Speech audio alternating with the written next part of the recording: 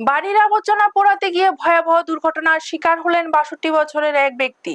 ঘটনাটি ঘটেছে আগরতলা জয়নগর ৫ নম্বর এলাকায়।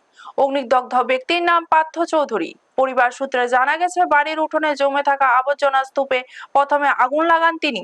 পরে আগুন আরো জোরালো করতে কেরোসিন ঢালতে গেলে হঠাৎ হাত থেকে তেলের পাত্র ছিটকে পড়ে যায়। মুহূর্তের মধ্যেই আগুন তার শরীরের বিভিন্ন অংশে ছড়িয়ে পড়ে। ঘটনার পর পরিবারের সদস্যরা দ্রুত দমকল বাহিনীকে খবর দেন। দমকল কর্মীরা ঘটনাস্থলে পৌঁছে গুরুতর আহত অবস্থায় তাকে উদ্ধার করে আইজিএম হাসপাতালে নিয়ে যান। পরে তার শরীরের প্রায় ৮০% পুড়ে যাওয়ায় সেখান থেকে উন্নত চিকিৎসার জন্য জিবি হাসপাতালে স্থানান্তর করা হয়। ঘটনাকে ঘিরে এলাকায় চাঞ্চল্যের সৃষ্টি হয়েছে। ব্যুরো রিপোর্ট, নিউজ তৎকাল 24। অফিসে ইয়ারএসের মাধ্যমে আমরা কল আইছে, মানে জয়নগর পাশে একটা শুলে আগুন লাগছে।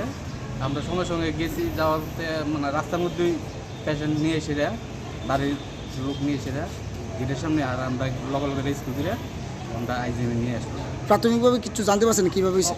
বাড়ির গার্জেনের সঙ্গে কথা বলে দেখলাম যে ওই তাই না ডাস্টবিন, বাড়ির আবর্জনা কেরোসিন দিয়ে সেটা ইয়ে করতেছে, করাতে ওই কেরোসিন ছিটকে শুলে পড়াতে অ্যাক্সিডেন্ট হয়ে গেছে।